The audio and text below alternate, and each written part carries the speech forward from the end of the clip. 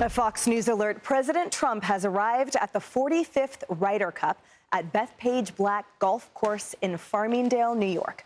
Unfortunately, Europe bested the United States in 3 out of 4 matches during the first session this morning, but hope remains. And maybe Trump's presence can help the Americans turn things around when the second session kicks off in a few minutes. Hello, everyone. This is Outnumbered. I'm Emily Campagno. My co-host Harris Faulkner will be here in a moment. And also joining us today are Thel Neville, Fox News anchor, Tommy Lahren, co-host of The Big Weekend Show and host of Tommy Lahren is Fearless on Outkick, and Larry Kudlow, host of Kudlow on Fox Business. Now, fans and golfers alike were ecstatic when President Trump announced he'd be attending the storied Ryder Cup.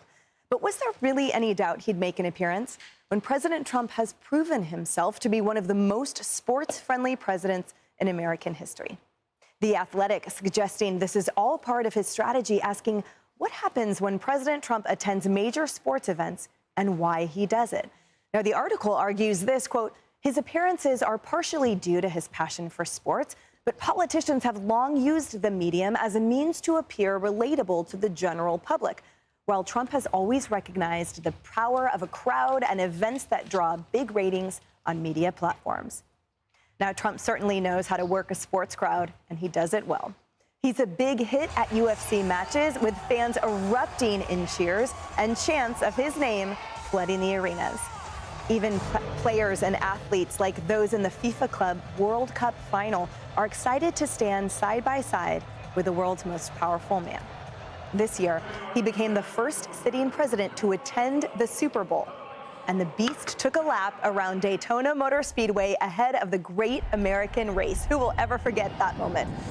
Now, the White House speaking to The Athletic about his impact, saying this, quote, sports are at the forefront of American culture, and President Trump loves them as the people's president.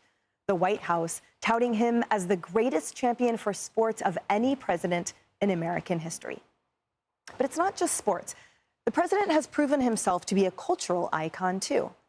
Remember when he drove the garbage truck during his 2024 presidential campaign? Or when he served French fries at a McDonald's drive-thru? Still no word if he was named Employee of the Month, but he has my vote.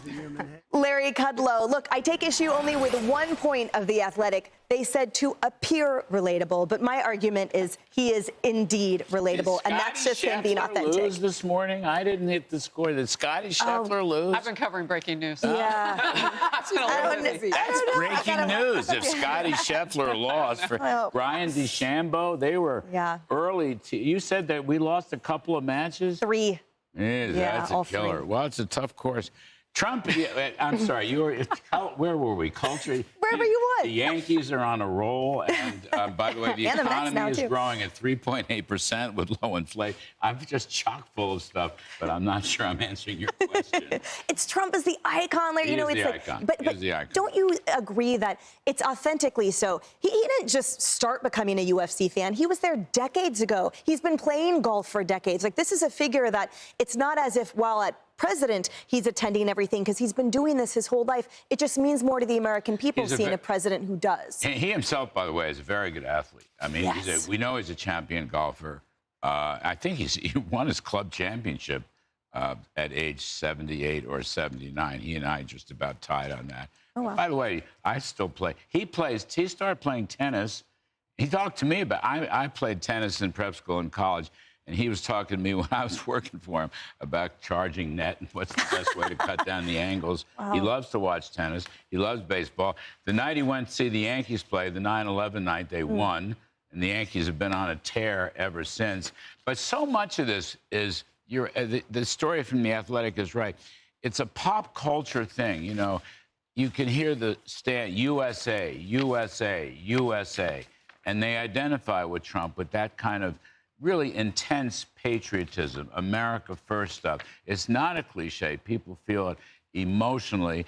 And, of course, look, I mean, the wrestling, the UFC, he just spreads himself around very nicely. A lot of these politicians, first of all, are afraid to get off their butt and go to those kinds of events. Trump is never afraid. He loves walking through crowds. He loves people. And he loves the adulation, but he mostly loves America first. That's why I'm so concerned if Scotty Scheffler and Oh, my goodness. They have time to turn it around, though, not to worry. I need somebody in my ear to tell me the scores because I missed that. And Arthel, to that point, but the sports are unifying. So we're seeing this as a unifying. And also, look, I can't wait personally for the UFC match on July 4th at the White House. That is what I'm excited for. Are you going? Is anyone listening? I hope so. I think she should be invited.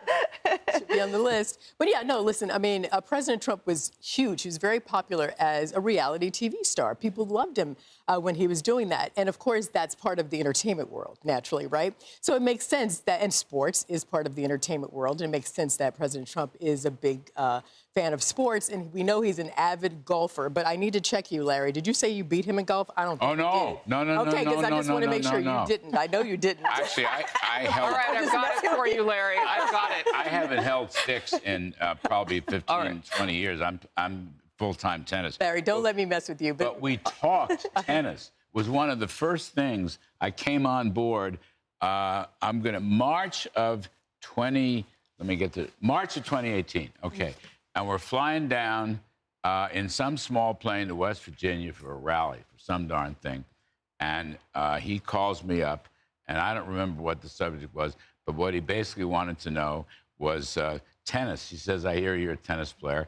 And I said, yeah, but I don't get around as much as I used to, being an old guy. And I said, but the trick is to come to net, sir, and cut down the angle. Okay. Because he had a little tennis period where he was playing, and there are a couple courts at Mar-a-Lago. But no, he's a champion golfer. All right, I've got your breaking news. The Golfing Gazette says Scotty Scheffler makes a brief comment on Russell Henley. Is that another golfer? Yeah. I don't know. My husband plays. He's there today, by the way. Oh, nice. I'm falling asleep. No, I'm kidding. It's the Ryder Cup. It's great. Anyway, he lost heavily in the Ryder Cup foursomes match. Scheffler lost? According to the Golfing Gazette, Scotty Scheffler makes brief comment on Russell Henley after losing heavily. Yeah, not good. Not good. He'll get another whack at it, but that's not good. Well, Tommy, I want to get your perspective because as the wife of a former professional baseball player, like, what does it mean for the president to be at all of these events for the athletes and their families? What message does that send, and how does it make them feel? Well, sports is the great unifier, right? And I think President Trump, by going to all of these various events, not just one or the other, he goes to pretty much everything, and meeting people where they are, I think that's unifying. I don't think it's political at all. I think for President Trump, it's about not only meeting the athletes, being around the teams, but it's also being around the audience, being around the fans. When you see your president there cheering on America's teams and cheering on the country and cheering on these athletes, I think it's unifying. I also think it makes him relatable. I think it makes him approachable in a way. And I think it reminds people that he's just like everybody else. He enjoys sports. He loves to watch it. And I think that that's the wonderful thing about our current president. Well, he's like everybody else but me. I don't even think I can keep up with him on a golf course. I can drive the cart, and I have cute outfits, but that's all I do. I'm with you on that one. Right? I mean, it takes a lot. So Russell Henley beat him 5-3.